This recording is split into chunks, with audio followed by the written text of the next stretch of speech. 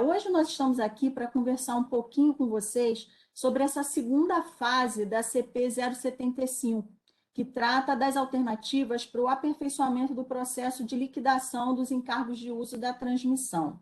E a gente aproveita antecipadamente essa oportunidade, né, para agradecer a participação de todos vocês, representantes de agentes, associações, colegas da ANEEL, todos aqui da equipe do ONS que estão conosco, representando áreas de regulação financeira, área de contratos aqui e apuração, que esse tema para nós é um tema de grande relevância, né, sobre o qual a gente vem trabalhando há muito tempo, se dedicando, no sentido de estudar alternativas de melhoria que realmente venham a transformar esse processo, né, e venham a melhorar e otimizar tanto a gestão quanto a operacionalização para todos os envolvidos.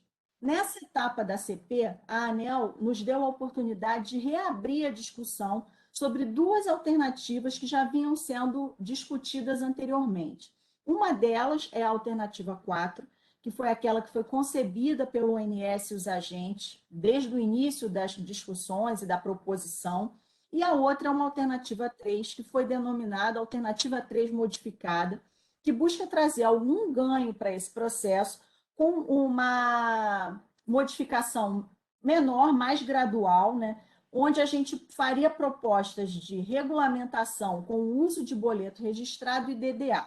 Então, na intenção da gente manter sempre os canais abertos com vocês, para a gente voltar ao tema, rediscutir, aproximar expectativas, sempre estarmos atentos aos pontos de preocupação e riscos que vêm sendo apontados pelos agentes, especialmente quanto à alternativa 4, esclarecer dúvidas, fortalecer essa atuação integrada, principalmente nessa nova oportunidade que se abre aí para contribuições na CP, é que nós estamos aqui hoje e contamos muito com a participação de vocês nessa oportunidade para exercitar o assunto e exaurir toda e qualquer dúvida que ainda possa existir para que vocês, então, sigam aí com as suas contribuições.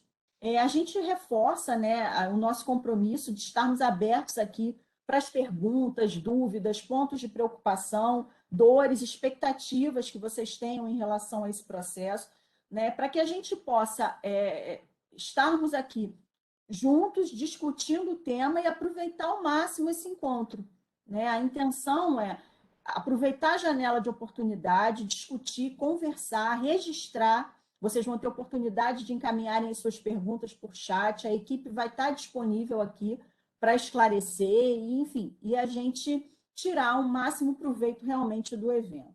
Para que a gente possa, então, aproveitar o nosso tempo, eu vou passar a palavra para o Jefferson e para a equipe SAC, FN, RA, que vão ajudar aqui na condução do evento, para que a gente possa seguir com o nosso roteiro e com os esclarecimentos.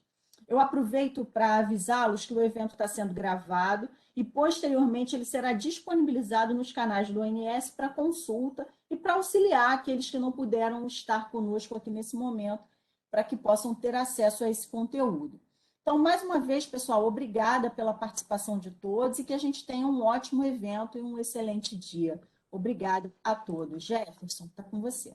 Ok, Mônica, bom dia pessoal, sejam bem-vindos, obrigados aí pela participação no evento. Bom, como a Mônica bem colocou, esse evento ele surgiu, né, de uma solicitação dos agentes, né, procurando o ONS para entender melhor como estava esse processo, como estava a questão da alternativa 4, que havia sido desenhada lá em 2015, rediscutida, e veio sofrendo aí pequenas alterações e evoluções, inovações, junto ao mercado financeiro, e hoje temos um desenho mais estruturado, né? E aí sempre em participação com os agentes. A gente tem uma pauta muito pequena, né? A gente vai falar inicialmente sobre um breve histórico do processo para saber aonde tudo começou e como estamos hoje, né? Lembrando aí que o mercado dinâmico, muita gente começou nesse grupo lá atrás, que já desenhou esse processo dos agentes, dos representantes aí, já mudaram de área, já estão com novos desafios e a gente tem pessoas novas no setor aí que ainda estão aprendendo sobre o tema. Acho que é sempre importante a gente saber o histórico,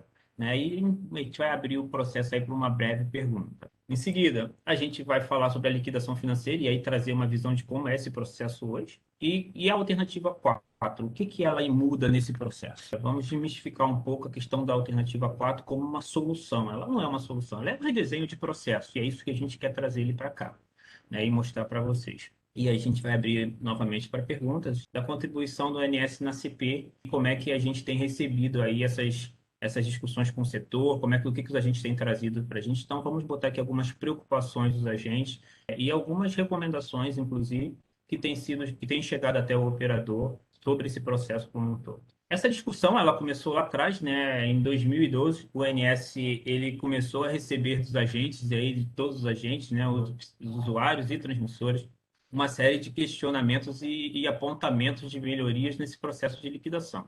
Lembrando que esse processo, quando foi desenhado lá em 2000, lá em 2000, né, a gente tinha pouco mais de 14 transmissoras e 50 usuários, né? Essa matriz de relacionamento de pagamento e recebimento ele era muito fácil de ser feito, né? Era uma matriz pequena, né? E a gente sempre partiu da premissa que todo mundo paga para todo mundo e todo mundo recebe de todo mundo. Assim, todos os usuários pagam para todas as transmissoras e todas as transmissoras recebem de todos os usuários.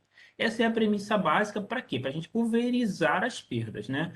Se eu não tenho uma relação de 1 para 1, eu consigo fazer com que, no caso de uma inadimplência ou da falta de pagamento de um usuário, ele não impacte diretamente uma só transmissora e esse risco fica diluído por todo o setor, né? E isso é o que contribui aí, junto aos bancos de fomento, para a baixa percepção de risco do mercado. Bom, o INSS começou a receber muitas chamadas, muitas reclamações, muitos apontamentos a respeito desse processo e resolveu, então, buscar soluções. Tá? Foi montado um grupo interno do INSS que tentou levantar informações internacionais, ver como esse processo era tratado em outros âmbitos. Mergulhamos de cabeça na CCE para entender o processo, entender o que poderia ser feito, sempre tendo muito claro que a CCE é uma câmara de comercialização, o ONS é um operador, ele não tem função de câmara, ele nunca teria um banco para operacionalizar da mesma forma que a CCE, mas a gente tinha uma lição a aprender, os pontos a observar e questões de melhoria. Desta forma, o ONS conseguiu traçar uma estratégia, né, que seria: vamos ver o processo que a gente tem hoje e vamos reorganizar este processo. Né? A gente já existe, já tem um processo, a gente só precisa reorganizar ele. E para isso, o que que a gente fez? A gente resolveu montar um grupo formado aí por representantes dos agentes, né, e representantes das associações que hoje também representam os agentes. E esse grupo, ele discutiu esse tema durante 1 ano e meio, praticamente. Foram discussões regulares, né, onde apontamentos eram trazidos, discutidos, sanados, né, e esse grupo tinha um único objetivo: pegar o desenho original e tentar identificar as questões regulamentares e processuais que esse processo impactaria. E no final desse processo, esse grupo se finalizou os trabalhos em meados de 2017, a gente chegou à seguinte conclusão: para otimizar o processo de liquidação no novo desenho, a gente precisaria de uma única ação. A gente precisaria que todos os usuários abrissem conta numa instituição financeira que seria contratada pelo ONS. Como isso gera, apesar de a gente entender que o processo todo ele não gera um custo para os usuários, porque, né, é premissa do projeto que o banco não cobre taxas de abertura de conta, não cobre manutenção, isso gera uma obrigação. E se gera uma obrigação para o usuário, ele deveria ser tratado nos termos do procedimento de rede. E foi muito neste ano que o INSS, em 2018, encaminhou a SRT, que até então vinha tendo conhecimento de toda a discussão que tinha sido desenvolvida no setor, né, mas nunca tinha participado efetivamente, foi convocada aí para poder avaliar a questão da aprovação do procedimento com esta solicitação, que seria unicamente a abertura e manutenção da conta por parte dos usuários. Essa discussão ela aconteceu na SRT, na ANEEL, durante um bom tempo. A gente voltou ao tema, a gente fez algumas apresentações, discutiu possibilidades, outras formas de tentar implementar o processo, mas a gente acabou não chegando a nenhuma forma tão eficiente como a que a gente previa de aprovar os procedimentos de rede nesses termos. E aí, em 2019, dada a relevância do setor, esse tema foi parar no grupo do GT Modernização, no Ministério de Minas e Energia, mais especificamente no subgrupo de sustentabilidade da transmissão, aonde o tema foi tratado e foi rediscutido em várias instâncias, né? Inclusive, alguns pontos que eram identificados pelo setor como pontos críticos, né? Eles foram tratados, conversados, tivemos reuniões com o BNDES no âmbito do próprio Ministério de Energia para poder tratar a questão dos impactos em contratos de financiamento. Foram várias reuniões até que no final de 2019, a ANEEL, em termos de dar encaminhamento a essa discussão, abriu aí a tomada de subsídio. E aí, como era de um processo estruturado da ANEEL, a gente precisava primeiro identificar o problema, né, e ver quais são as ações. E foi muito nesta linha que a ANEEL, na tomada de subsídio, primeiro identificou a existência desse problema, né, o problema todo que os agentes haviam apontado, que o ONS havia relatado para eles, e a gente teve aí as contribuições que trouxeram realmente a necessidade de algum ajuste, né? Isso foi unânime no setor, independente do segmento, todos os agentes concordaram que esse processo precisava ser revisto. E com base nisso, a ANEEL desenvolveu um trabalho grande e abriu aí uma consulta pública a respeito do tema. E aí, nessa consulta pública, a ANEEL trouxe algumas questões para serem avaliadas, algumas alternativas, que tiveram as suas contribuições, né, ao longo do tratamento, e a gente está indo agora para uma segunda instância dessa CP, que é uma segunda fase de encaminhamento, onde a gente vai novamente rediscutir agora mais duas alternativas. Voltamos para a alternativa 4 e uma alternativa 3 modificada. E aí, relembrando que a CP inicialmente ela tinha prazo de contribuição até o dia 12, né? Esse prazo foi prorrogado para o dia 29 de 3. Temos aí mais tempo para processar todas essas informações. Então, muito no âmbito, recuperando um pouquinho do histórico lá das alternativas, né?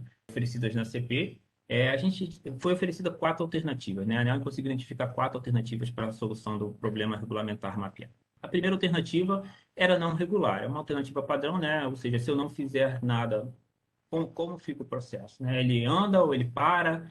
Tá? A segunda alternativa seria a implantação de uma plataforma única, seria uma plataforma de repositório fortemente regulamentada, onde os agentes se conectariam através de RP, né? E estaria aí todas as informações, botando ali seus documentos, suas notas fiscais, seus documentos de cobrança, né? Então, seria um grande centro de informação. A alternativa 3, ela propunha uma formação diferente, uma ação diferente, que seria formações de grupos, né, para discutir ações pontuais que pudessem ser aplicadas no processo de liquidação, de forma a otimizá-lo, e teria a alternativa 4 aí, que é a alternativa de redesenho da estrutura do processo, como ele é hoje, para o novo processo, aí considerando a contratação de uma instituição financeira pelo ONS para operacionalizar as transferências. A ANEEL também, utilizando critérios de muitos cenários e análises específicas, né, traçou um ranking de quais dessas alternativas seriam as mais recomendadas para eliminação ou mitigação dos riscos apontados, dos problemas mapeados no relatório, né? Então, a primeira alternativa seria a plataforma única,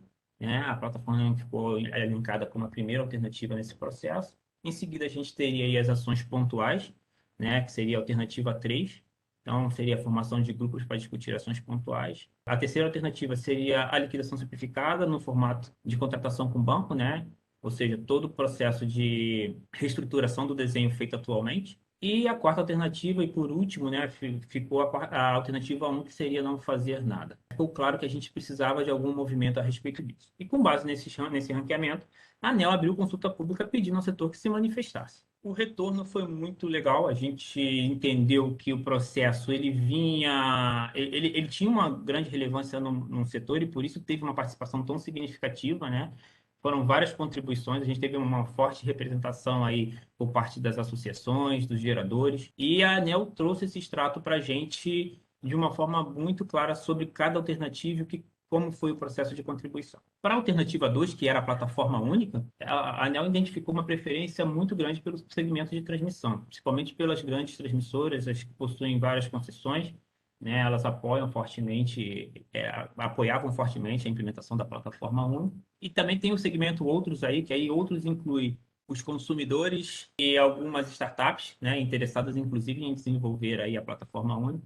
Então, essa parte outros, a gente vê pela análise das contribuições que foram essas startups que se motivaram muito nesse processo. E uma representação também do grupo GT, né, Geração Transmissão, que veio representado de forma separada, dessa vez na consulta, trouxe uma perspectiva bem diferente de análise do processo como um todo. Então, a gente vê ali fortemente também o GT mais impactado ali pelas preocupações com a transmissão. Na alternativa 3, que seria a formação do grupo para ações específicas, não teve nenhum segmento com preferência significativa a respeito dessa questão. O mercado entende que o que poderia ser feito de melhorias pontuais já haviam sido implementadas, inclusive algumas já estavam vigentes em relações contratuais, em processos de pagamento com valor, um pagamento mínimo para valor mensal. Então, a gente já tinha algumas ações implementadas, talvez por isso não houve tanta contribuição a respeito desse processo. A alternativa 4, né, que é o redesenho do processo aí proposto pelo mercado e pelo ONS, tá? E teve uma participação significativa aí das associações, a preferência também por parte das distribuidoras. O grupo Outros aí já agora vendo outro viés, não mais startups, mas os consumidores, né, muito preocupado com os impactos em seus processos.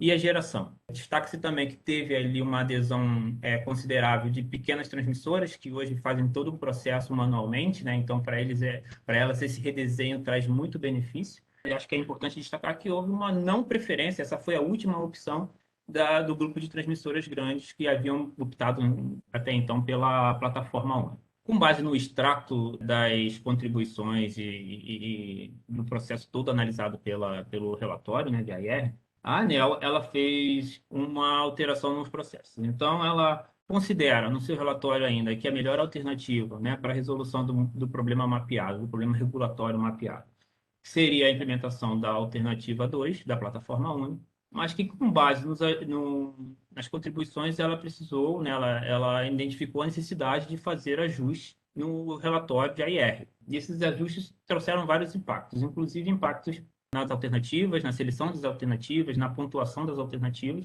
Como solução, né, elas estão encaminhando uma que a gente pode considerar uma quinta alternativa, né, que seria a adoção da alternativa 3 modificada. E o que é a alternativa 3 modificada? Né? A alternativa 3 ela trazia a formação de grupo e discutia vários pontos. Então, não haveria formação de grupo, a gente partiria exclusivamente para padronizar a emissão de documentos. Então, o pagamento e a cobrança seria feita através de boleto bancário, ficando ali opcional para os usuários o incentivo da utilização de DDA. E seria com base nessa proposta descrita no AIR, que seria tocado a primeira fase, encerrada a primeira fase da CP. No momento do voto, a gente teve um posicionamento um pouco diferente do que até então vinha encaminhando no relatório, né? A alternativa 3 modificada, ela consta do voto, mas agora não como uma proposta já de regulamentação e implementação, mas sim como uma proposta de discussão, uma quinta alternativa mesmo, onde, né, a ANEEL quer ouvir o mercado se essa alternativa funciona, se ela é eficiente para a gente, se ela auxilia o nosso processo, se ela traz algum impacto considerável para o nosso processo. Tá? E ela trouxe um segundo encaminhamento, que é a proposta de avaliar a implementação combinada desses dois processos, já considerando aí a implementação da alternativa 4. Lembrando que essas duas contribuições, elas estão sendo solicitadas, né, no âmbito as contribuições vão ser solicitadas no âmbito do intercâmbio de documentais, então é basicamente dizer, né, como é que a gente chegaria na alternativa 4, pensando aí numa combinação entre as duas, ou então numa metodologia mais ágil para chegar aí. Bom, lembrando que, mais uma vez, que a consulta pública ela está aberta, né, e foi prorrogada até o dia 29/3, através de intercâmbio documental. Bom, agora vamos entrar realmente no tema que o mercado aí fomenta por saber como está. Antes de iniciar a apresentação aí da liquidação, né, eu acho que é importante a gente falar algumas coisas. Esse processo lá atrás, né, ele começou lá atrás, como a formação de um grupo, onde o ONS tentava absorver todas as informações junto com o grupo das melhorias, dos pontos de apoio, dos pontos de impacto, e tentava buscar a solução. A gente não queria uma solução nova, a gente não queria um app, a gente não queria uma aplicação que pudesse trazer para o mercado uma solução totalmente inovadora e revolucionária, não era isso. O que a gente queria era, a gente tem um processo hoje, a gente entende neste processo quais são os pontos fortes e quais são os pontos fracos. E a gente tem que valorizar os pontos fortes e tentar eliminar os pontos fracos. E vamos, então, redesenhar todo esse processo com esse viés. Não estamos inovando nada, não estamos fazendo nada diferente do que a gente já faz. A gente só está redesenhando o processo e, para isso, utilizando aí as ferramentas existentes no mercado. Então, eu acho importante a gente dar uma recapitulada primeiro como é o processo atual e aí partir, então, para as melhorias que foram feitas. Então, muito nessa linha, como é o processo hoje, né? Como é a liquidação financeira hoje? E a gente vai tratar exclusivamente da financeira. Vou deixar de lado um pouquinho a tributária para a gente ver só a questão financeira. Então, como é que é feito? Bom, o ONS tem até o 8º dia útil do mês para emitir os AVCs e os AVDs. Normalmente a gente emite no primeiro dia útil, até para poder atender aí o tempo necessário para as transmissoras emitirem as notas fiscais, mas a gente teria aí, por força da regulamentação dos procedimentos de rede, até o 8º dia útil para fazer. Então, a ANS emite os AVCs, os avisos de crédito para as transmissoras, tá? E para o próprio ONS, porque lembrando que o ONS participa desse processo, 97% da receita do ONS vem desse processo de liquidação, e tem do outro lado o aviso de débito, né? Que são disparados aí, então, para os usuários em geral, né? Para os agentes devedores. Esses documentos eles são disparados simultaneamente e as empresas, ao receber esses documentos, conseguem aí trabalhar e otimizar e inserir esse processo nas suas RPs ou nos seus sistemas corporativos aí de monitoramento da liquidação. As transmissoras são as próximas a dar o próximo passo, né? Elas começam a disponibilizar documentos de cobranças, então elas elaboram e disponibilizam. E para isso elas têm até o 5º dia útil para poder organizar todo esse processo. E aí o processo ele começa. Cada transmissora ela emite para cada usuário um boleto de cobrança. Então a transmissora, se tiver que receber 1 milhão, aquele 1 milhão, ela, de acordo com o aviso de crédito dela, vai vir lá, olha, você vai receber 1 milhão no total. Mas vai vir um percentual do usuário 1, um percentual do usuário 2, um percentual do usuário 3 e assim por diante até completar todo o processo. Assim que é feito normalmente. E isso ocorre para todos os usuários. Então, o que eles fazem? Emitem um processo de emissão de nota para todos os usuários. É essa matriz que nós temos. Todas as transmissoras cobrando a todos os usuários. Isso é importantíssimo. Isso é uma ferramenta muito forte do processo do desenho que a gente tem atual. Porque é esse processo que produz aí a baixa percepção de risco que nós temos. Feito isso, os usuários vão lá, recuperam os seus documentos de cobrança e aí vão lá no site onde a transmissora disponibiliza ou recebem por e-mail. Por fim, eles acumulam esses documentos de cobrança, processam internamente os pagamentos a serem feitos na data de vencimento e na data de vencimento cada usuário paga para cada transmissora. Então, nós temos já o usuário 1, né? Ele paga para a transmissora 1, depois ele paga para a transmissora 2, paga para a transmissora 3 e assim por diante, e paga para o ONS. Então, é um pagamento pulverizado. Da mesma forma que a transmissora recebeu esse dado pulverizado, o usuário também recebe. Então, ele sabe, olha, eu tenho que pagar no total 1 milhão, mas esse 1 milhão vai um percentual para a transmissora 1, um percentual para a transmissora 2, um percentual para a transmissora 3, um percentual para o ONS, um percentual para as outras transmissoras. E essa é a matriz que nós temos no processo de pagamento. Então, cada usuário paga para cada transmissora. Hoje, esse processo ele representa essa matriz complexa que nós temos. Lembrando que, de um lado, no lado do usuário, nós temos em torno de 1.300 usuários e do lado da transmissora nós temos aí 300 transmissoras. Então, essa matriz ela acaba sendo bem complexa, o que traz uma pulverização de valores. Nós temos diversas transmissoras cobrando o EUST de R$ 1, de 1 centavo, né, e usuários tendo que pagar esse valor. Então, isso acaba hoje afetando a quantidade de documentos que são transitados no processo. Quando se formou o grupo, se pensou como vamos resolver isso, né? A primeira coisa que a gente pensou foi o ONS ele tem por atribuição de sua lei coordenar o faturamento e a liquidação, né? A gente nunca coordenou efetivamente a liquidação. A gente sempre coordenou o faturamento, a gente sempre fez todo o processo de apuração, disponibilizou os AVCs e AVDs e simplesmente acompanhava a liquidação. O que a gente está fazendo uma proposta agora é de coordenar efetivamente essa liquidação, é de ser o responsável pelo processo de liquidação. E muito nessa linha, a gente adotou algumas premissas para a elaboração do projeto. A primeira delas era o ONS não vai fazer isso sozinho. A gente precisa da formação de um grupo. A gente precisa estar atuando junto aos agentes. A gente precisa ouvir os agentes, porque eles vieram trabalhando nesse processo durante esses últimos 10 anos, né? 20 anos agora. A gente precisa realmente estar alinhado com eles para que esse processo seja redondo. Então, foi montado o grupo de trabalho. A gente precisava respeitar os contratos que foram celebrados. E aí a gente está falando de todos os contratos entre os agentes, os contratos com a ONS, o contrato com a União. A gente precisava atender à regulamentação vigente, tá? E estar dentro das competências do ONS. Eu não poderia fazer uma coisa que não era competência do ONS. Então, aquela questão de, o que vocês querem, a liquidação, a contratação do banco é a mesma coisa que tem na CCE. Não, não é. A CCE é uma câmara de comercialização. A ANS não está contratando uma câmara de comercialização ou tentando simular um processo de uma câmara de comercialização. O que a ANS está fazendo é chamando alguém da área financeira, neste caso um banco, para operacionalizar os TEDs que ele vai determinar que sejam feitos. Tá? Então, basicamente, é isso que nós estamos falando. E a gente não queria mexer jamais na percepção de risco do mercado.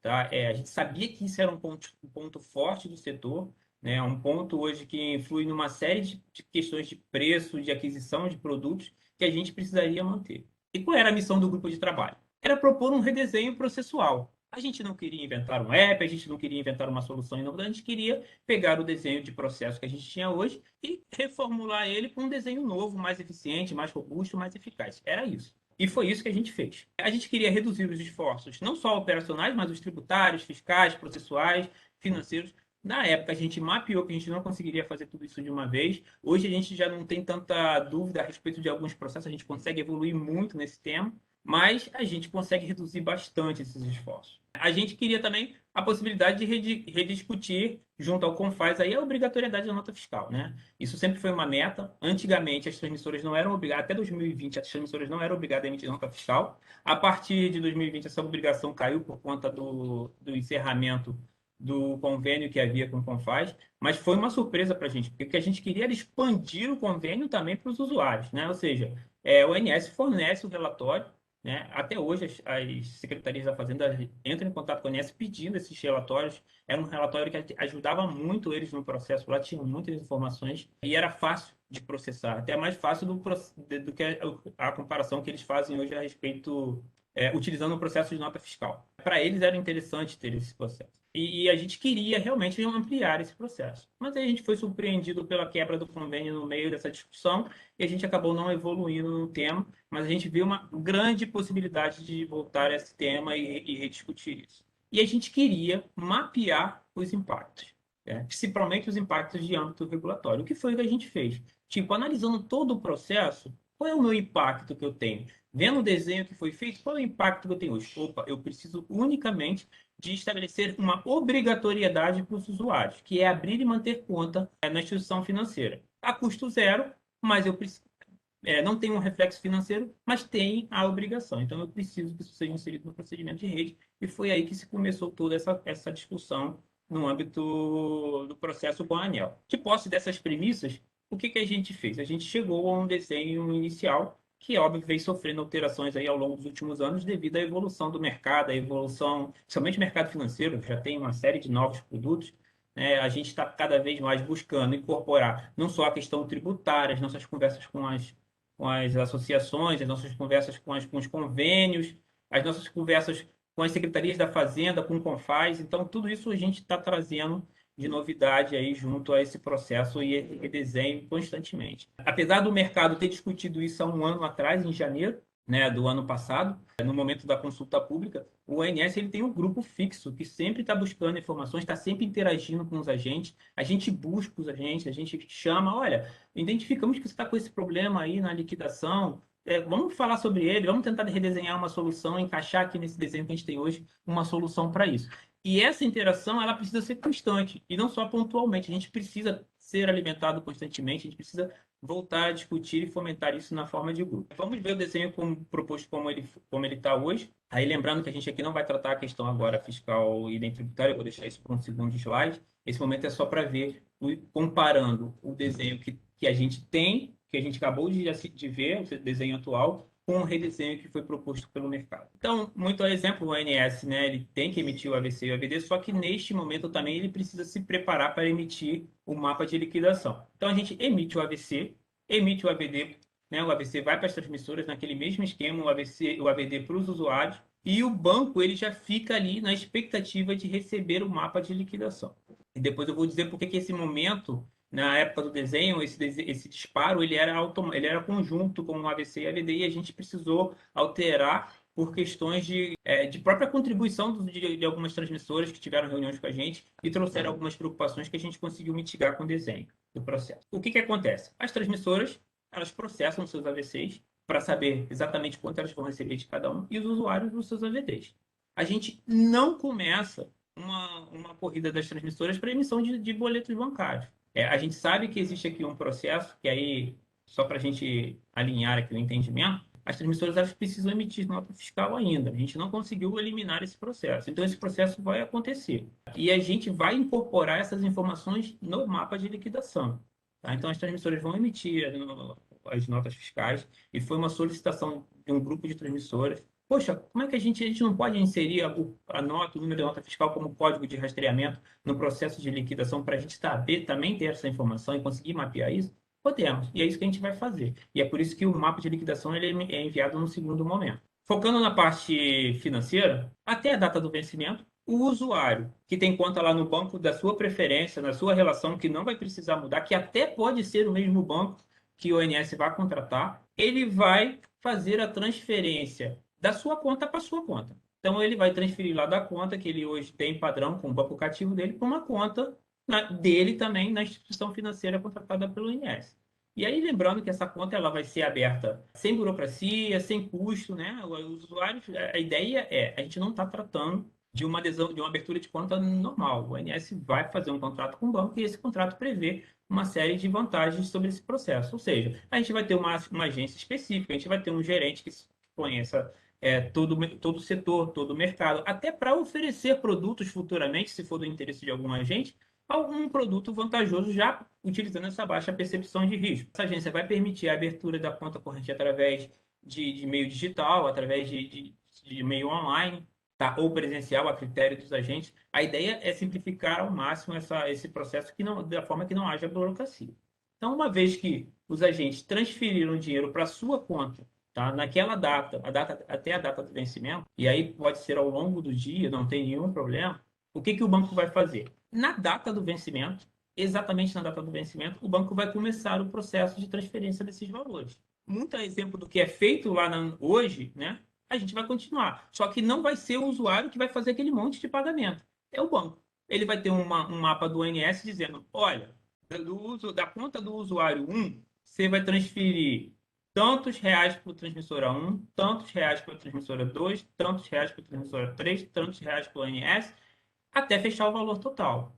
Ah, o usuário não botou o dinheiro todo, então vai transferir percentualmente do valor total, tanto por cento para a transmissora 1, tanto por cento para a transmissora 2, tanto, e no final a gente vai receber todas essas informações do processamento que foi feito. O banco ele passa a ser um fazedor de TED. O INSS está contratando um banco para fazer TED, para fazer transferências bancárias. Não tem sistema, não tem evolução, não tem um app novo. Não existe concentração de mercado nesse caso. Então, algumas preocupações que a gente ouve, mas o banco depois ele tem concentração de mercado, ele vai desenvolver. Se eu quiser migrar de banco, se eu quiser migrar de banco, eu migro no dia seguinte. Óbvio, tem todas as questões contratuais que têm que ser respeitadas, avaliadas, mas a gente consegue, porque é TED, qualquer banco faz isso. A gente está falando das 5 maiores instituições financeiras existentes no país, do qual a gente tem conversado constantemente com eles, e eles falam, para operacionalizar isso, é no dia seguinte, porque a gente já faz isso para N setores, para aviação, para portuário, todo esse processo já é feito. Isso é a característica do processo. A gente simplesmente está contratando o banco para operacionalizar os TEDs. Esse é todo o desenho da liquidação. Essa foi a estrutura que foi montada na época, tá? E aí a gente teria uma série de outros pontos para avaliar, mas com essa estrutura a gente chegou à conclusão que precisaria da abertura da conta no banco. A gente precisaria que isso fosse uma obrigação, até porque eu não consigo operacionalizar parte desse processo como é hoje, parte desse processo na rotina nova, porque aí eu precisaria transferir dinheiro de um ambiente para o outro, e aí entra a tributação, entra uma questão de o ONS não ter esse perfil, o ONS é operador, ele não é uma câmara de comercialização e não poderia fazer isso. De posse desse desenho, quais seriam os atores e as obrigações? Né? Primeiro seria o ONS. Né? O ONS é um dos atores, fica como responsável por coordenar todo esse processo de apuração e de liquidação. Logo em seguida, ele também fica responsável por todo o comando das transferências bancárias que o banco vai realizar. Então, toda a relação com o banco é ele que trata, é ele que dispara todo o processo de liquidação. E o banco simplesmente seguirá os procedimentos operacionais e o contrato feito com o ONS. Ele só processa as liquidações conforme o comando do ONS. E segundo, nós temos usuários, aí representados nas distribuidoras, os geradores, os consumidores livres, importadores e importadores, precisariam abrir conta na instituição financeira contratada tá? Para a gente poder operacionalizar o processo e efetuar mensalmente a transferência para sua conta. E aí pode ser ao longo do dia. Ah, eu tenho que pagar, eu tenho que transferir 2 milhões. Eu posso transferir 500, 500, 500, 500? Pode transferir 500 de manhã. E como é que fica esse trânsito para a transmissora? Não tem problema. O banco vai operacionalizar. Inicialmente a gente tem negociado até 4 dias, porque foi até 4 momentos do dia, porque foi o que o mercado trouxe, né, de input para a gente a respeito do processo, mas a gente já teve retorno dos bancos dizendo que podem fazer até mais vezes por dia, então não existe aquela preocupação, poxa, o usuário me pagou de manhã e eu queria usar esse dinheiro já. Será que eu posso? Pode, porque a transferência já vai ser feita. Então ela vai ser feita ao longo do dia também. Quem mais? As transmissoras que deixarão de emitir boleto de cobrança. Lembrando, não muda nada para as transmissoras.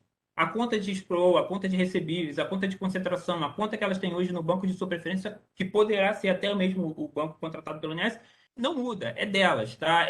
Isso continua lá. A pulverização, a identificação por usuário vai chegar igualmente nos valores da conta. Não tem impacto nenhum na percepção das transmissoras desses valores recebidos. O único impacto que as transmissoras vão ver é aquele valor de 1 centavo que normalmente não vinha, ou que vinha acumulado no final do ano, porque o usuário guardava para pagar, ele vai chegar, porque o TED vai ser feito independente do valor. Se é 1 centavo que tem que ir para a conta transmissora, vai constar lá, ó, do usuário tal para a transmissora tal, 1 centavo transferido, cheque, ok. Então vai ser feito todo o processo. Aqui agora a gente trouxe um landscape, que foi um landscape montado aí com a ajuda de vários usuários e de várias transmissoras, e é o nosso mapa mental aí de como a gente vai operacionalizar prazos, tempos, né? Já incluindo a questão tributária, fiscal e todo esse processo. Tá? Então, eu acho que esse landscape ele acaba trazendo aí. É óbvio que é um landscape inicial, como eu falei, a gente tem atualizado constantemente o material da liquidação, para a gente, quando for implementar a liquidação, né, quando a gente tiver lá a aprovação do procedimento de rede, a gente conseguir reunir o grupo e não partir do zero, já partir de um desenho que foi feito lá atrás e que não está desatualizado em 2015, ele já vem sofrendo atualizações para que a gente possa evoluir mais rápido na implementação. Então, inicialmente, o ONS está pensando, hoje o ONS já tem uma data que é até o dia 25 de cada mês, essa data ela é praticada pelo setor, né, para alteração de dados cadastrais. Então, a gente que mudou de conta, o usuário que resolveu trocar o banco, né, vai lá e faz a atualização dos seus dados. Da mesma forma, acontece com as transmissoras, ou então uma incorporação que ocorreu e precisa se inserir os novos representantes que vão atuar. Todo esse processo continua sendo feito até o dia 25. E com isso também a gente está inserindo um processo novo. A gente está em conversa com as secretarias da Fazenda para que elas nos auxiliem através de ferramentas específicas na questão da retenção tributária e no cálculo desse processo, que fica a cargo do usuário. Então, a gente já vai ter, na partida de partida, a questão do percentual lá definido para a retenção tributária para cada usuário, cada processo. Todo mundo terá até o dia 25 do mês de cada mês para poder mexer nesses dados, alterar conforme for a necessidade, e o ONS vai avaliar. É óbvio que aí a gente vai ter que depois definir um landscape de como fazer essa confirmação e esse alinhamento junto com as secretarias. Após esse processo, o ONS, no dia logo posterior ao dia 25, no primeiro dia útil, vai abrir a confirmação de dados. Então, isso sempre foi uma solicitação dos agentes. Eu gostaria de receber antes a relação dos usuários para poder ver quem foi que mudou, qual foi o agente que saiu, que entrou, quem é o representante que eu falo que eu não vou falar mais. A gente vai disponibilizar isso tudo logo no dia 2. Então, no segundo dia após a consolidação. Então, a gente abre até o dia 25 para alteração. Após o dia 25, o primeiro dia útil, a gente disponibiliza as confirmações. E aí a confirmação mesmo, é tipo, será que eu inseri o código? Eu mudei de banco? Será que eu errei na hora que eu digitei a minha conta? Você vai conseguir ver e conversar com a ANS a respeito desse processo para fazer os ajustes. Tá? E aí a gente está falando de ajuste, não de inserção de novos dados. Logo após esse fechamento, esse primeiro dia útil já de consolidação, a gente vai disponibilizar na plataforma os dados para qualquer usuário ou transmissor consumir essa informação. Até o 8º dia útil, como está estabelecido na regulamentação, a gente vai disponibilizar os AVCs e os AVDs, né, para os agentes fazerem aí as suas programações de pagamentos, de recebimentos, preparar os seus sistemas, seus dados para receber esses valores. E aí a gente está inserindo um processo novo solicitado pelas transmissoras. Ou seja, que até o 5º dia útil, tá, antes do primeiro vencimento, elas possam gerar todas as notas fiscais. É uma reclamação constante das transmissoras dizendo: eu tentei gerar nota fiscal para o usuário e a inscrição estadual dele está fora. Eu tentei gerar e não consegui.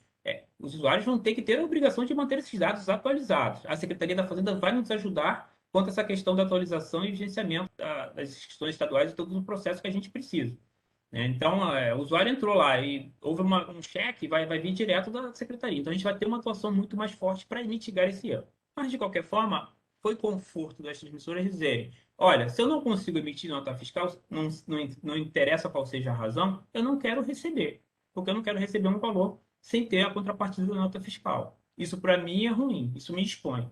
Então, fica sob a responsabilidade do usuário manter esses dados atualizados, para que as transmissoras possam emitir com qualidade as notas fiscais.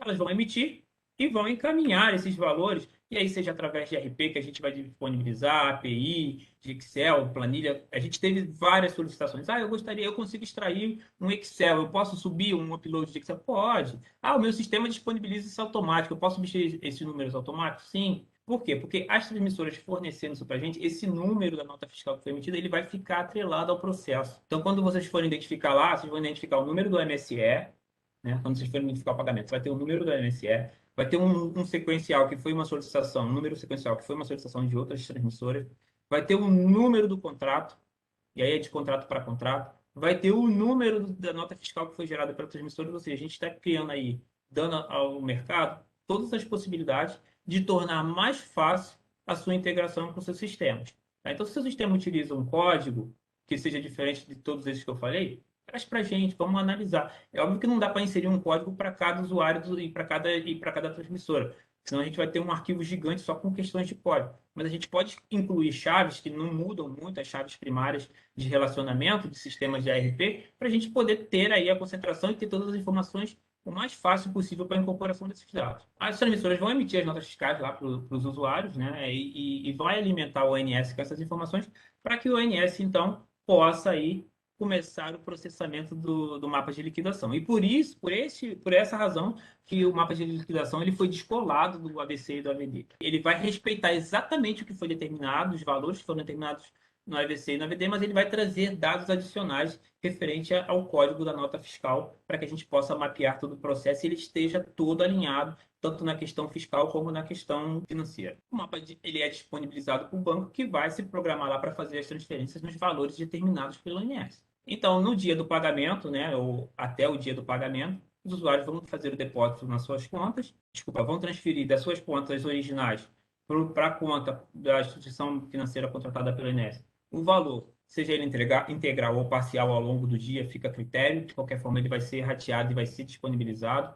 E no fechamento, você vai receber que foi disponibilizado tanto, referente a tanto, ficando pendente tanto, que foi. E todo esse histórico ele vai vir no relatório que a gente vai emitir de fechamento do banco. Os usuários vão saber exatamente o que fizeram e as transmissoras vão saber exatamente o que receberam.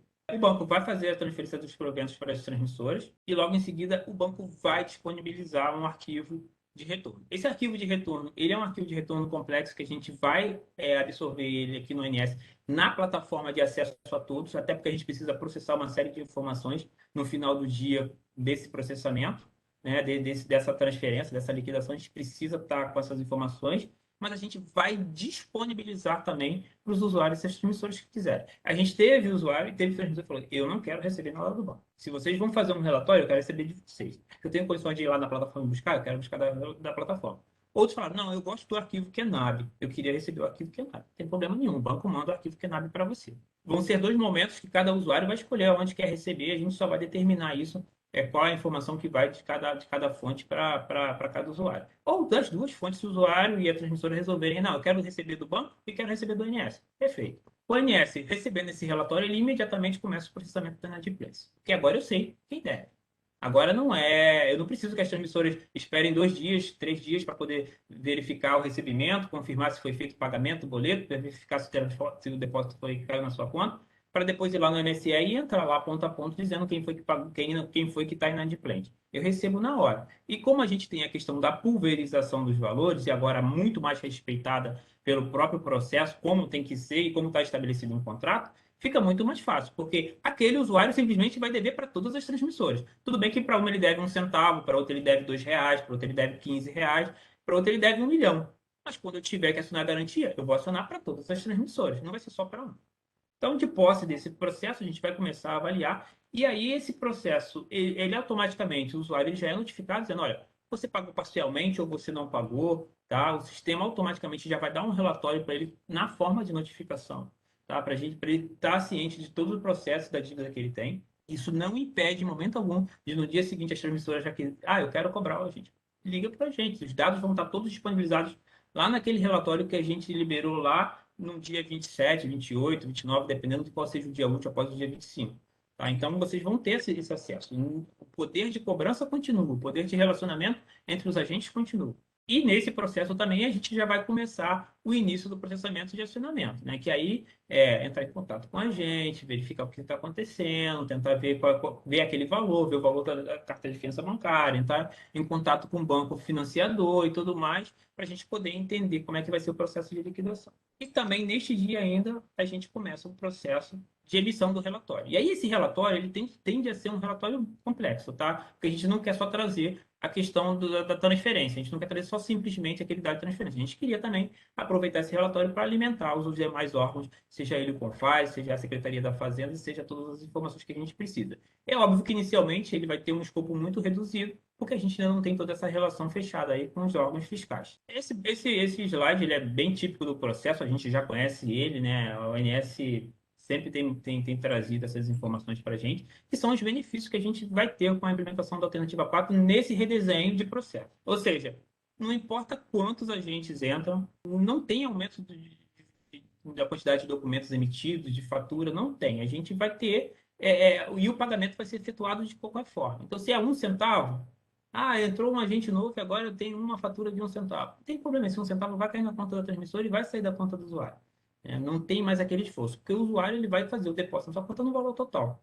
A gente tem redução de custo administrativo, né? Basicamente, a gente entende que esse processo simplifica muito a vida dos usuários e ajuda bastante a vida dos transmissores, tá? Principalmente na questão de acompanhamento, de pagamento, né? Da questão do acompanhamento da inadimplência. A gente vai ter uma informação muito mais, tem uma informação em D0, né? Muito mais eficiente.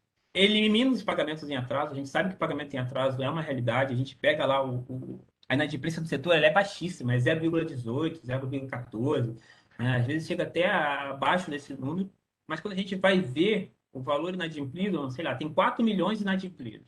Aí, opa, 4 milhões inadimplidos. Aí você vai ver, tem 5 usuários que são responsáveis por 99%. E tem mais 300 usuários que estão lá no responsável por 0,1% daquele valor.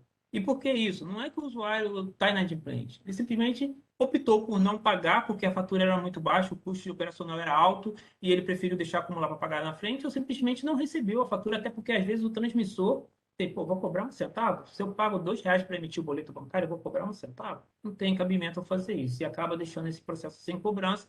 E aí esses números vão crescendo e vão aumentando e isso de alguma forma impacta na percepção que o mercado, né, financeiro tem sobre essa questão, sobre o mercado de transmissão. Então, a gente precisa realmente eliminar esse processo. A gente entende que vai reduzir drasticamente esse número, né, porque todo o processo vai ser feito. A gente vai ter lá, realmente hoje, os agentes indicados como inadimplentes, que são realmente inadimplentes, ou seja, por questões de possibilidade de pagamento ou por outras questões judiciais, de qualquer forma vai estar tratado ali. Melhora a gestão de contas a receber de muitos agentes, a gente sabe disso, isso é um retorno que a gente tem constantemente. Melhora o controle de inadimplência, como eu falei, o ONS não precisa mais das informações das transmissoras. Na verdade, o ONS vai alimentar as transmissoras com informações constantes a respeito do processo. Pagamento e recebimento em D0, a gente sabe que algumas transmissoras até têm o recebimento em D0, mas nem todas, então a gente vai ter isso. O dinheiro não fica no dia seguinte na conta. Pagamento do encargo independente do valor, a garantia do pagamento proporcional, a gente vai ter essa garantia hoje, que já é estabelecida em contrato, mas que a gente sabe que por questões operacionais muitos agentes não conseguem cumpri-lo. A gente tem a previsão aí do recebimento do prêmio, né, que vai poder vir aí na forma de retorno para o setor elétrico como um todo, seja ele na modicidade tarifária, na contribuição dos associados, ou como a ANEEL achar melhor e na nossa conversa definir esse processo a gente vai conseguir utilizar. E a possibilidade de simplificação fiscal e tributária. A gente quer muito que o projeto seja iniciado para a gente já começar. No dia que a gente tiver o procedimento de rede aprovado, a gente já quer começar a conversa com o Confaz. É uma ansiedade deles e é uma ansiedade nossa trazer esse tema de volta e essa discussão junto aos secretários. E uma pergunta que sempre me fazem, mas vamos lá, e se a ANEEL aprova os procedimentos de rede, dizendo que os usuários têm que abrir conta na instituição financeira? Como é que a gente faz? Como eu falei, é um processo que começou em grupo e vai terminar em grupo. Então, a gente vai abrir novamente aquela chamada lá para as associações trazerem seus representantes e aí especialistas em determinados assuntos, tá? A gente vai chamar os agentes que tenham interesse em participar dessas discussões, montar grupo, trazer a discussão para o tema muito focado em buscar soluções, em trazer uma solução mais robusta, em redesenhar, ver se o desenho que foi atualizado atende à expectativa de todos, ou se ainda tem alguma expectativa pendente, tratar desses temas para a gente poder implementar isso. E aí a gente vai ter participação do BNDES, o BNDES já confirmou com a gente que eles querem participar do processo de licitação com o banco. Então a gente pretende montar esse grupo, primeiro para tratar do processo de licitação, né, de contratação do banco. Tá, então, a gente vai revisitar as propostas técnicas que foi feita de como o banco vai operacionalizar. A proposta está bem robusta, né? A gente já tem vários insights e vários pontos apontados aí pelos usuários e pelas transmissoras que foram inseridos como obrigação para o banco. A gente tem a elaboração da minuta contratual, que o BNDES quer participar fortemente desse processo, e a gente está super agradecidos a ele por essa contribuição. A gente sabe que também o setor tem muita experiência nesse processo, afinal, né, todos nós temos um banco contratado. Toda instituição tem um banco contratado, né? Quais são os cuidados que a gente tomou com esse contrato? Vamos trazer para os contratos aqui também. Vamos trazer pegar nossa minuta de contrato lá, dar uma lida, e o que a gente pode trazer de cláusula para esse processo que nos vai garantir a segurança do processo. Então é isso, é ser um processo colaborativo. Vamos definir os critérios de avaliação. Olha, a gente vai escolher a instituição financeira de que forma? Atendimento 100% da opção, 90%, quais são os itens que são obrigatórios, os itens que a gente pode flexibilizar. De repente não faz transferência 4 vezes por dia, faz 5, faz 6, mas faz 7, mas aí se for a sétima tem um custo, então a gente não quer. E é isso que a gente precisa negociar, né? Como é que a gente vai fazer o critério de avaliação?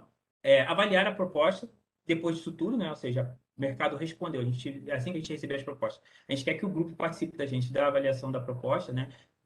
Do acompanhamento da POC, da prova de conceito. A gente quer uma POC no projeto, a gente quer que o projeto seja testado, seja mostrado a eficiência do banco em fazer TED. Eles olham para a gente, sério, vocês querem que eu faça uma POC de TED? Eu falei, a gente quer, e a gente quer que a gente faça uma POC de TED com essa quantidade de gente aí simulando essa quantidade de dinheiro. A gente quer a colaboração do grupo também na elaboração dos relatórios de licitação. A gente vai precisar montar um relatório dizendo como foi todo o processo de licitação, os pontos observados, tá? E apurar efetivamente o resultado. Então, a gente precisa identificar lá, apurar o resultado e falar, olha, essa aqui é a instituição que a gente vai contratar agora. E aí essa instituição ela vai ser levada para o âmbito da diretoria do ONS, porque vai ser um contrato feito entre o ONS e a instituição, vinculado a todos esses documentos que foram emitidos, e de posse disso a gente começar aí a implementação do nosso cronograma, que a gente prevê aí a abertura das contas dos usuários, um prazo para isso.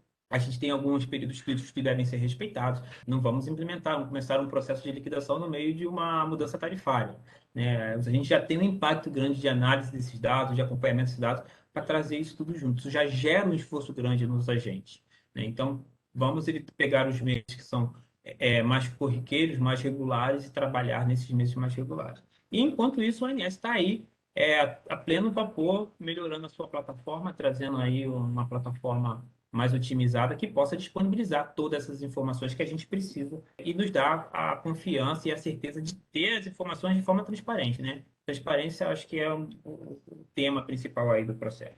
Temos bastante perguntas aqui. Eu vou seguir uma ordem cronológica aqui e, eventualmente, agrupar algumas que tiverem mais sinergia, tá? E, de repente, o que a gente não conseguir responder aqui ao vivo, a gente também vai disponibilizar essas respostas para vocês no momento posterior, seja via chat ou em algum outro contato. O ONS teve a oportunidade de conversar com os bancos de fomento para avaliar a questão de risco de mudança do processo?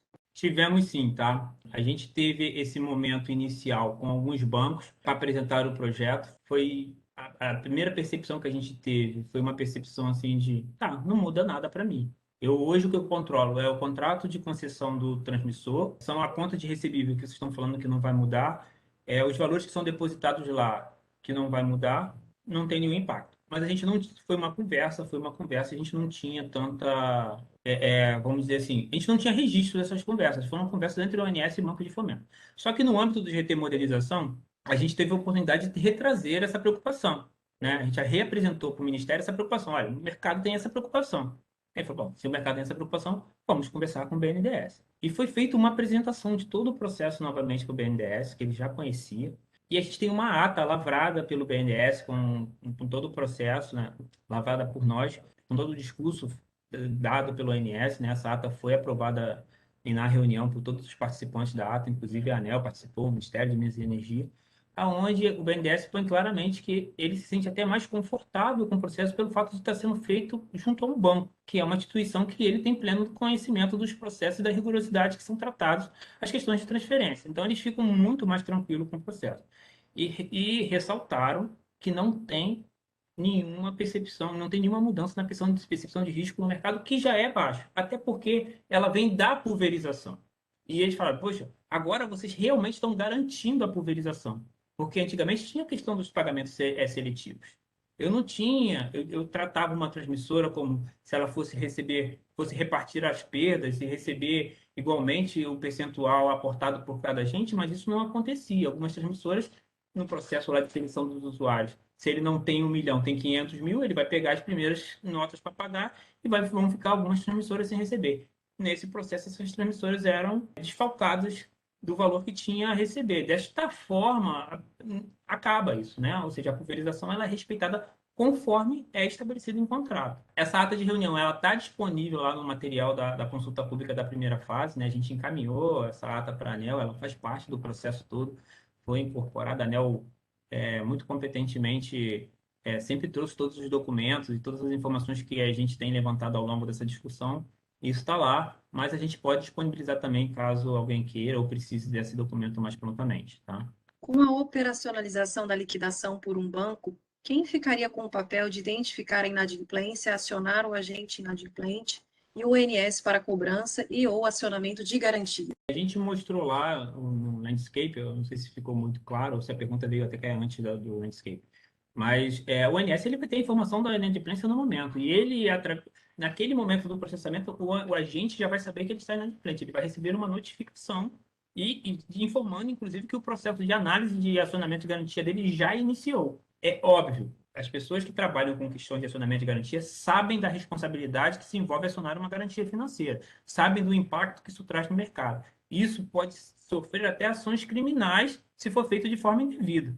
Tá? Então, a gente precisa ter o aval de todas as transmissoras. Isso vai ser feito através da própria plataforma. Olha, pessoal, a gente identificou uma inadimplência de tanto no setor, a gente precisa acionar as garantias. Todos estão de acordo? E as transmissoras, ao mesmo critério, vão dar o seu de acordo e a gente vai iniciar o processo de acionamento da garantia. Volto a falar, isso não impede da transmissora entrar em contato com a instituição e fazer a sua cobrança também, porque ela vai ter todos os acessos às informações como é hoje. A intenção é transparência. Como seria a vinculação do número da nota fiscal e quem avisará o INSS a inadimplência? E aí tem uma segunda pergunta. Os pagamentos em atraso, quem irá calcular a multa e como será realizada a cobrança? Esse processo de vinculação de nota fiscal eu achei que foi uma sacada fantástica que as transmissoras tiveram. Elas precisam hoje... A ideia é que a gente elimine essa questão de nota fiscal futuramente, né? É isso que a gente quer já iniciar o processo atuando aí com o CONFAZ para tentar eliminar esse processo e restabelecer o convênio. Tá? Mas até que isso aconteça, a gente vai precisar emitir. E aí os usuários, as transmissoras pediram, poxa, eu gero a nota fiscal associada ao meu processo e eu consigo exportar isso para vocês.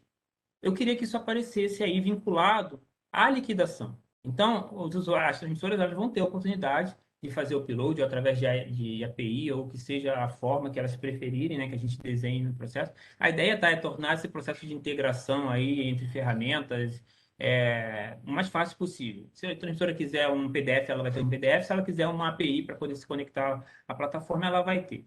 Então, que ela nos forneça esse número, para que a gente já possa, no mapa de liquidação, já iniciar todo o processo do banco com esse número de nota fiscal. Então, quando você receber o seu retorno lá, a partir desse momento que a transmissora disponibilizou o número de nota fiscal, todo o processo, até o relatório final, já vai contar esse número lá para identificação. Bom, quem vai notificar o INSS sobre as inadimplências é o banco. O banco vai emitir o relatório final, no final da operação, dizendo, olha, esse agente, esse usuário aqui, ele tinha que depositar 1 milhão na conta dele, ele depositou 500 mil. Então, ele tem uma dívida de 500 mil com o setor que está dessa forma. E aí a gente vai trazer isso pulverizado como vocês recebem. Então, para a transmissora 1, que tinha que receber R$ 2, ela recebeu 1. Para a transmissora 2, que tinha que receber R$ 500, ela recebeu 250. e vai trazer essas informações. Então, a ANS vai saber no mesmo dia a questão da inadimplência e já vai começar a atuar. A gente viu o landscape lá da operação normal, eu acabei não trazendo os vários landscapes que foram montados, né? A gente tem um landscapes aí para, como já foi também apresentado no processo anterior, todo esse processo de acionamento posterior termina. Então, eu vou falar aqui brevemente como ele funciona, muito voltado ali para o que a gente viu lá no desenho. Vamos supor que o agente usuário, um determinado usuário, por N questões, não pagou, não ficou com a dívida em aberto lá na data do fechamento, e o banco identificou 100% da inadimplência ou 50% da inadimplência. Aí a gente comunicou ele, olha, você não pagou. Tá aqui, você não pagou. Ele, opa, deixa eu ver aqui, porque eu acho que alguma coisa aconteceu, eu devo ter processado aqui errado, e não foi. Aí, olha, identifiquei aqui, eu quero pagar. Quanto que você quer pagar? Ah, eu quero pagar amanhã. Beleza. Então a gente vai emitir um novo mapa de liquidação, ainda associado a todo o processo, a mesma nota fiscal que foi emitida, todo o processo emitido para o banco, para aquele processo. Então ele vai fazer o depósito na conta dele, e a gente, na data que ele disse, vai colocar o valor, vai fazer toda a transferência já calculado juros e modos. Porque ele vai me dizer quando o processo vai ser feito. Então, eu já vou emitir para ele, ó, seu valor, se você pagasse no dia, era 1 milhão, agora é 1,20 milhão. Então, você, por favor, bota lá 1,20 milhão no seu processo, porque você tem que pagar juros e mora para todas as transmissões. É assim que vai acontecer. Haveria um prazo regulamentar disposto nos procedimentos de rede para os agentes abrirem as contas na instituição financeira contratada?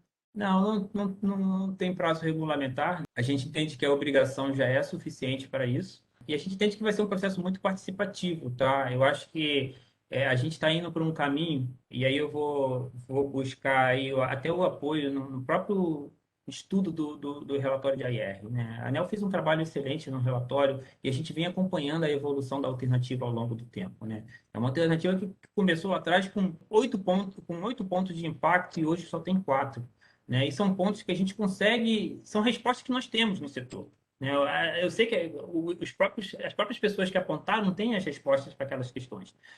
As próprias instituições que fizeram esse apontamento, elas têm a solução para a questão. Então, eu acho que a gente está indo para um caminho muito participativo. Tem mais uma parte da apresentação que fala sobre a questão da proposta. Segunda fase da CP, né? A CP foi encaminhada pela segunda fase, e aí o ONS está trazendo alguns alertas, tá? Alertas mesmo, são coisas que a gente vem acompanhando o mercado. O ONS, como eu falei, ele acompanha a liquidação mensalmente, a gente participa efetivamente aí junto com os agentes, ouvindo problemas, reclamações. Então, a gente entende que era importante disseminar alguns problemas que foram trazidos para o ONS e que podem impactar o processo como um todo. A primeira coisa que eu acho importantíssimo é a gente está trabalhando, né, esse processo ele está com a SRT, que é uma área técnica, uma superintendência técnica, que precisa de dados, precisa de informações para poder trabalhar, analisar com cuidado todos os nossos pleitos, né?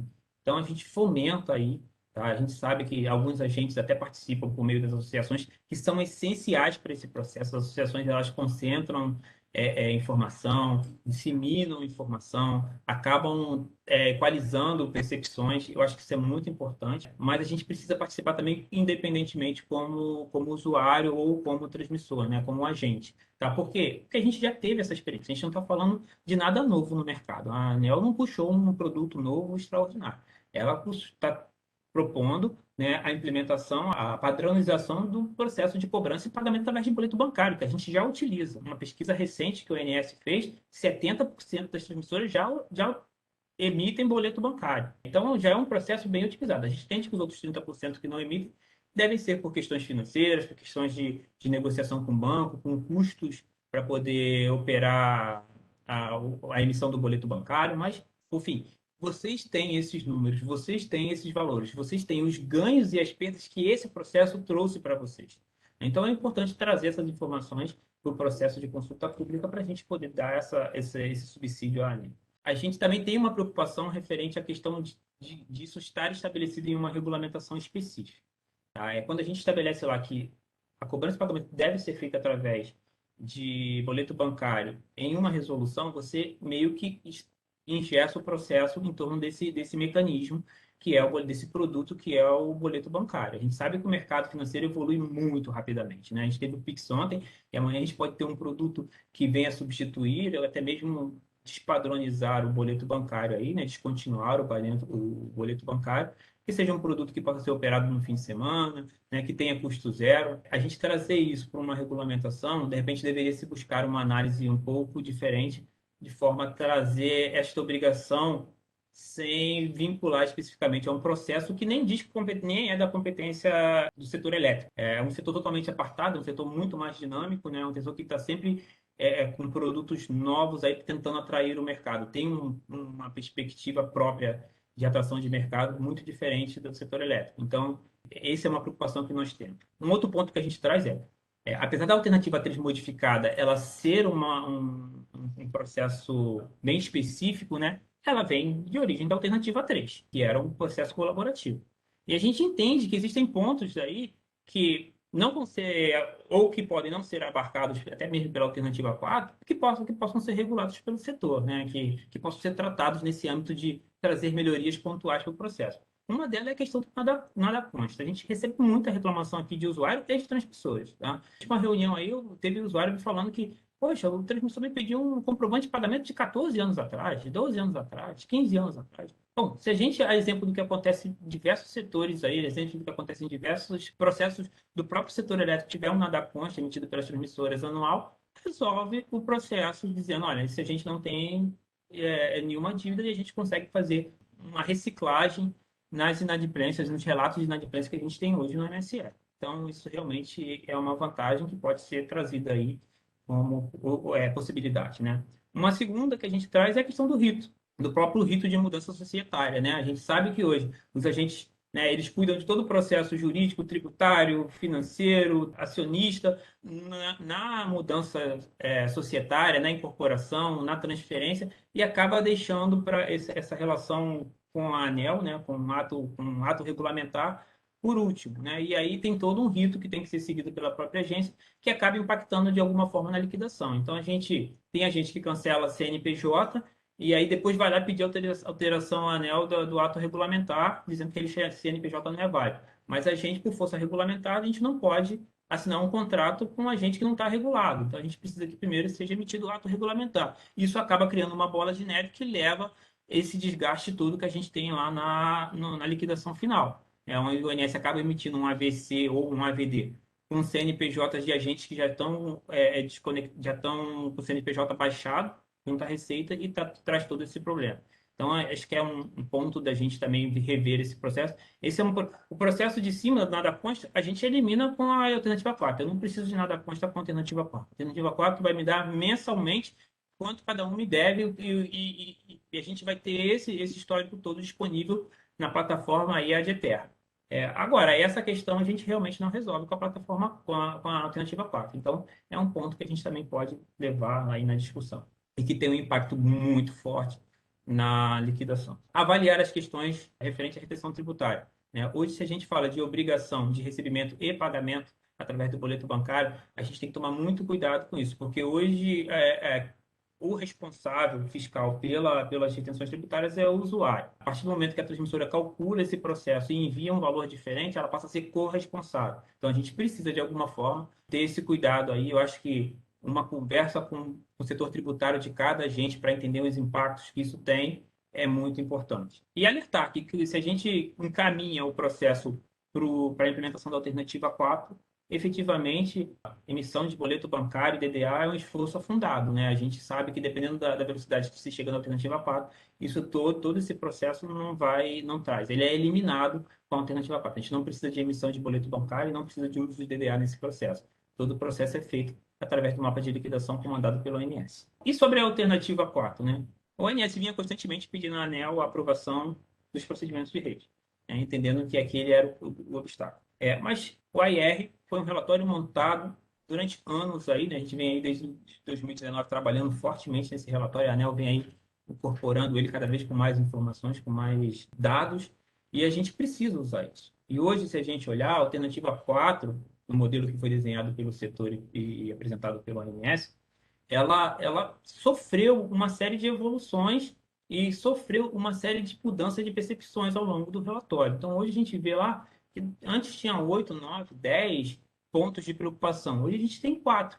Então, se esses são os 4 pontos hoje que traz problema, que traz a dificuldade para a implementação, que traz uma certa cautela para a implementação do processo, vamos discutir esses 4. E é muito nessa linha colaborativa que o ONS quer encaminhar, né? A sua contribuição. Vamos pegar esses 4 pontos hoje e vamos sentar no âmbito de um grupo de estudos com prazo definido de 90 a 120 dias, né, onde a gente envolva BNDES, o agente transmissor que entenda que tem um risco, no caso de risco no contrato de financiamento. Vamos envolver os órgãos competentes nessa discussão e obter um estudo físico, racional, livre de emoções e muito colaborativo, né, para verificar realmente se o risco que está ali, que foi apontado no relatório, ele realmente existe ou não. Se ele não existe, se ele não existir, ótimo. Etapa vencida, a gente é menos uma questão para a gente se preocupar. Agora, se ele existir, existem meios de se mitigar. E aí a gente vai fazer, ali no âmbito do grupo, toda a mitigação necessária para poder tocar o processo. Entendendo que a gente alinhando esse processo, esses 4 pontos, a gente está apto aí para poder vencer a próxima barreira e aprovar os procedimentos de rede e começar essa implementação. Muito no âmbito de trazer as informações para vocês, né? Hoje são os pontos apontados no relatório no AIR que trazem alguma preocupação para o setor, são esses, né? Uma é impactos em sistemas operacionais. Como eu falei, os impactos eles vão acontecer, seja a implementação de bolha. A única alternativa que não traria impacto no processo de sistemas corporativos seria não fazer nada, que a gente descartou. Então, se existe uma alternativa, a gente vai ter um impacto. O que a gente, o ONS, quer com os agentes é reduzir ao máximo esse impacto. Então, vamos conversar. Olha, se tivesse essa informação para mim, poxa, eu conseguiria puxar para a minha RP aqui sem problema nenhum. A gente vai alinhar todo esse processo. Uma coisa que eu ouvi que a gente não quer de jeito nenhum eu vou ter que voltar meu processo manual. Nunca, por favor, nem pense, isso não é cogitado em hipótese alguma. A gente está redesenhando o processo para ele ser uma evolução, não um retrocesso. Se você tem algum receio, alguma preocupação, procura o ONS, vamos conversar. Não precisa esperar a formação do grupo, a gente já pode conversar agora, como vários agentes têm feito constantemente. Como eu falei, a gente recebe os agentes aqui, a gente tem feito reuniões com os agentes para discutir temas e preocupações específicas desses agentes. Então, é muito importante a gente não deixar tudo para só no momento da consulta pública. Vamos interagindo. A gente viu lá que muitos agentes que tinham na primeira contribuição uma percepção super negativa da alternativa 4, com impactos muito fortes, notaram ao longo da conversa que esses impactos não existiam e foram retirando, modificando as suas contribuições e hoje são completamente a favor da implementação desse redesenho. Então, acho que a gente precisa caminhar para esse processo mais colaborativo e participativo. Então, impactos no contrato de financiamento, como a gente falou aqui várias vezes, a gente já tem uma conversa com o BNDES, mas eu acho que no âmbito da ANEEL a gente pode chamar uma nova conversa, seja com o BNDES, seja com uma instituição financeira, com a instituição de fomento que efetivamente o agente tenha conta para a gente poder conversar e alinhar e entender e ver onde é que está a dificuldade desse processo todo, onde é que está aí a percepção de risco.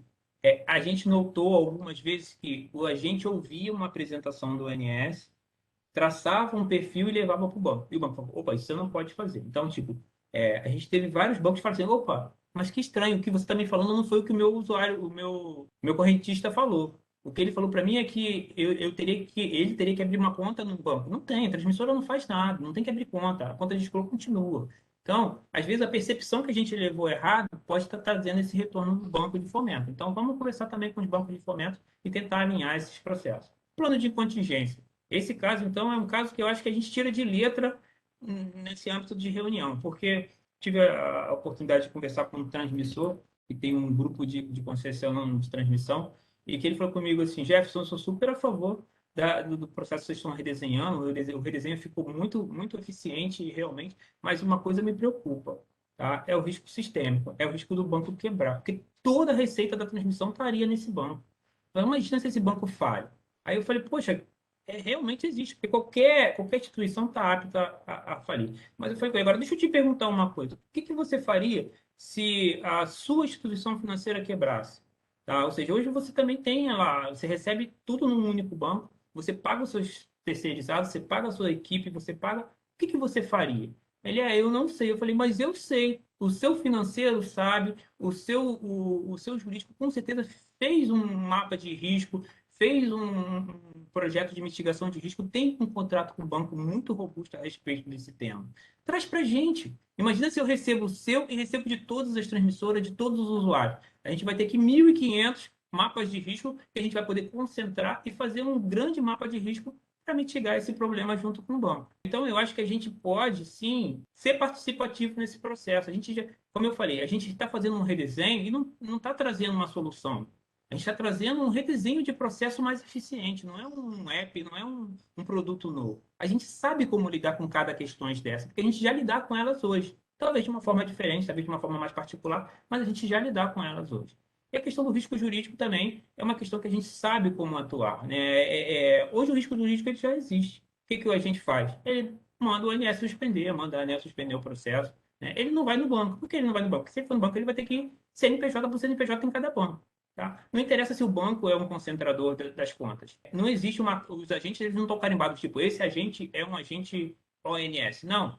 Ele é um agente, ele vai ser um correntista que vai possuir uma conta vinculada aos trâmites operacionais do ONS. Se o juiz ou a liminar, ou o que seja, for suspender, vai ter que suspender conta por conta. Nós estamos falando de 1.500 contas. Nenhum processo vai fazer isso. E se fizer, vai ter que. Também a gente corre o mesmo risco hoje, independente de ser contas diferentes. Não tem problema, a gente consegue tratar essa questão no âmbito da discussão do grupo e mitigar o risco. Vamos fazer o que for possível para poder minimizar esses impactos. A gente está indo aí para o finalzinho. Eu queria abrir para perguntas, Lu. Sim, eu percebi aqui que temos muitas com relação à inadimplência, a gestão da inadimplência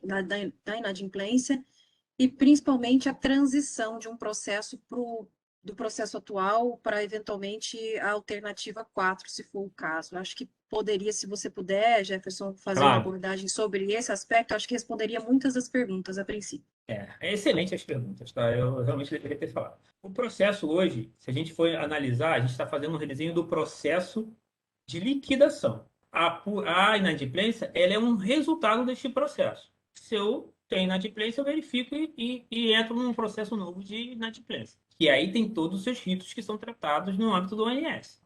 Né? Então, e esse processo inicialmente ele não muda. Ele pode ser melhorado, pode ser otimizado, pode até ser aberto uma sequência, como eu falei, a gente está num redesenho. Esse redesenho não quer dizer que ele é estático, ele pode seguir mudando ao longo das contribuições que a gente for recebendo. Mas esse processo ele tende a ser dinâmico. Mas hoje ele não muda. A gente está tratando especificamente da questão da liquidação. Tá? Então, esse processo ele vai atuar muito fortemente em cima da liquidação. Antes, eu não tinha informação de inadimplência até as transmissoras me fornecerem, fazerem as suas baixas, os seus registros e me fornecerem. Hoje eu tenho no mesmo momento. Então, eu antecipo todo esse processo. Eu trago mais robustez de informação para a inadimplência. É isso que a alternativa 4 traz. Como vai ser feito o acionamento? Continua nos trâmites que são feitos hoje, né, com a avaliação do ONS pontual, como eu falei, é uma questão que tem que ser feita com muito cuidado, né, que tem que ter o retorno dos agentes, das transmissoras, que precisa de um primeiro contato com o banco que possui lá a carta de fiança bancária ou o contrato de constituição de garantia. Então, esse processo ele vai ser tratado na sequência.